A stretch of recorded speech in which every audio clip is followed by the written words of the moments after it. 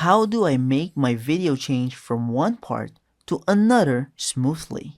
Well, let's smooth out those cuts with transition effects to make your video change from one part to another smoothly. Here's how you can do it. First, access the Effects panel. Click on the window at the top, then select Effects. Then, the Effects panel will appear, displaying a wide range of effects you can use in your project.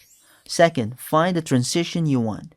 Use the search bar here at the top of the effects panel to find the transition you want to use. For example, you can search for film, dissolve, or you can search for wipe.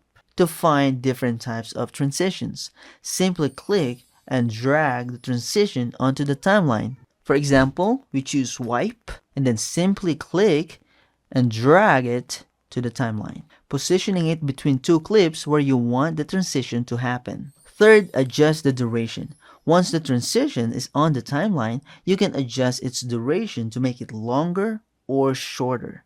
Just hover your cursor over the edge of the transition until you see this icon. Simply click and drag the edge of the transition to the left or right to adjust its duration. Then preview the transition by playing through the timeline to ensure it flows smoothly between the clips.